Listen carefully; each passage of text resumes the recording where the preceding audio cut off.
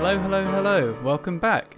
This video is about why conservatives have failed so terribly to convince young people of the philosophy's virtues, and why the very nature of conservatism puts the movement at a huge disadvantage against other philosophies and ideologies. Over time, as I've debated countless idiots on Twitter and the like, I've often felt that, though the logic and evidence behind my arguments can be as strong as anything, it has been very difficult to actually get through to them. Even when debating a friend about modern dating, it was very difficult to get him to even understand where I was coming from, despite him being rather intelligent. This got me thinking about why exactly small c conservatives have failed to make a good enough case for the philosophy, especially among the youth. Just as an aside, this isn't a defence of the traitorous Tory party. I am defending small c conservatism, not any specific organisations. The Tories haven't been conservative for decades. They do not represent me. Now, I'm sure many of you are already aware that conservatism has been in massive decline. One only needs to look at the political demographics by generation to see a huge shift towards the woke left. Granted, younger people have always tended to be more left-wing and have always tended to become less radical as they get older and more experienced in life. However, it has never been as extreme to the left as this. Even the very spectrum of politics has been altered. I mean, look at the policies of what the self-proclaimed centrists are, and where these so-called centrists place the mainstream parties. Look at this political compass made by TLDR News, a left-wing YouTube channel. They've put the SNP and Greens as moderate, further right than Labour, the Lib Dems as moderate right-wing authoritarians, and the Tories as far right, further right than the fucking Brexit party. Now, of course, these are left-wing activists. Stupid shit like this is not out of the ordinary for them. In any case, this video is not about the state of British politics or leftist propaganda tactics per se. It's about conservatism more broadly. I suppose that part of the difficulty in spreading conservatism is due to its very nature. The various forms of socialism and religious fundamentalism all have written manifestos and clear policy objectives.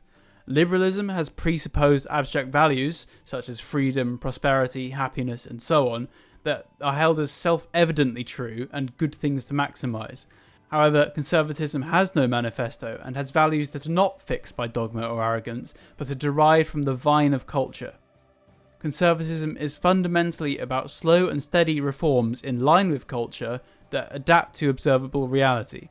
Both reality and culture are things that change with time. Thus, conservatism is not a static ideology. Conservative policy also ideally tries to understand reality and be realistic. It is not naively idealistic, but to have a realistic understanding of all the most important aspects of the world is not something that comes naturally or easily, though we do often have an innate sense of things. I'd argue that to be a proper conservative, one must understand economics, human nature, how people respond to incentives, how foreign states respond to your own domestic policies, and how people respond and behave psychologically. A true conservative must also value long-term prosperity, the values of their culture, the people within their cultural tribe, and their place in the continuity of history. It's a lot. I'd say it took me 3 years to go from being a liberal born out of the British educational system to being a fully fledged small c conservative. Though I'm sure it takes several months to become a fervent socialist, socialists at least have catchy slogans and phrases that sound convincing to the ignorant masses, even if they don't actually make any sense.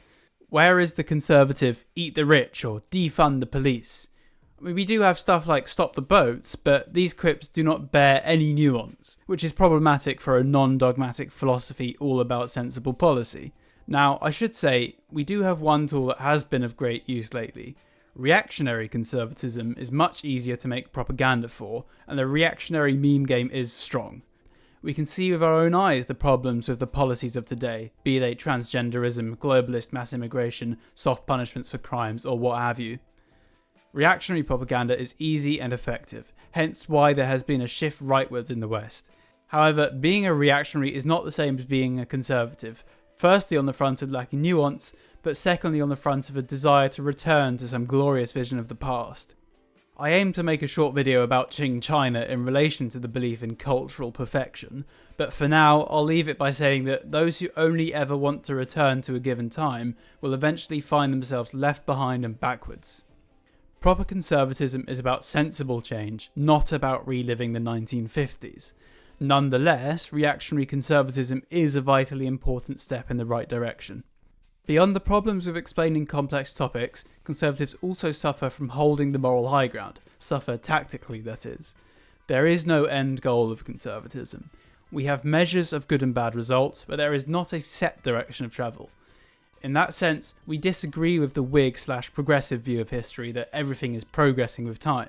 We also don't have a set vision of utopia, unlike socialists and some religions. Those who do can often convince themselves that the ends justify the means. This is something infamously expressed by Vorsch, a well-known leftist degenerate.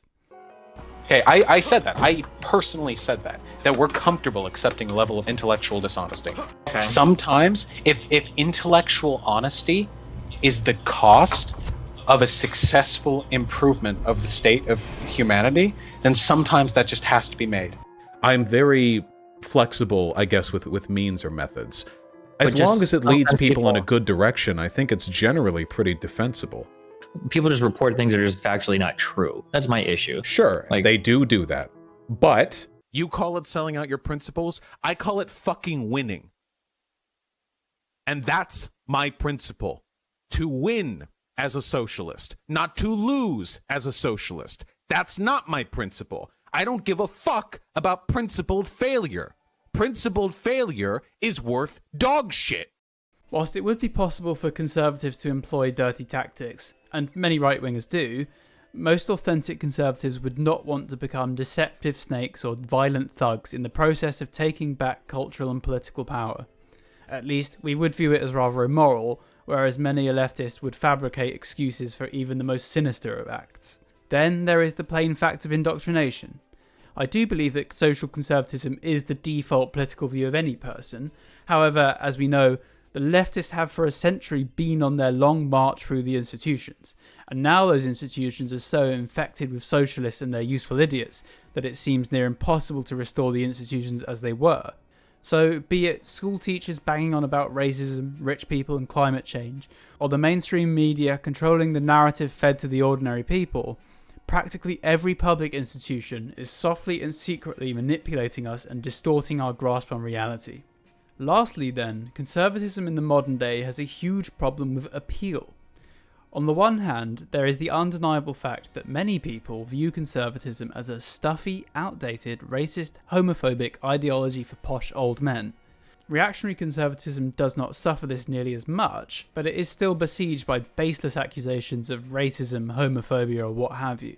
I know I'll sound like a right old git by saying that what we need is to make conservatism cooler, but we certainly need to reawaken people's connection with the country, culture and traditions they're from.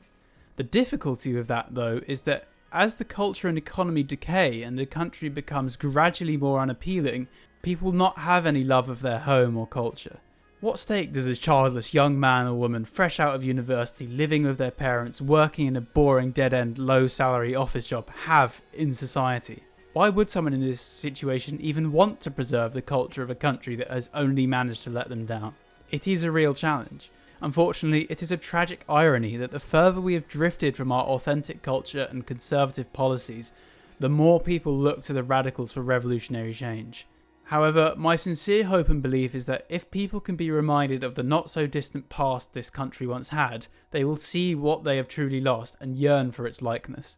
Perhaps then is the greatest opportunity to give them the explanation of how and why things went wrong, and why we need to get back to the rightful path we were on. Anyway, these are the challenges we face as conservatives. It won't be easy, and it won't be sudden, and much opportunity has already been wasted. But hopefully this video has at least gone some way in explaining why conservatism is becoming ever more unpopular. That story is not complete without the other half, why the left is popular, but you will have to wait for that one. Thanks for watching, and God save the King.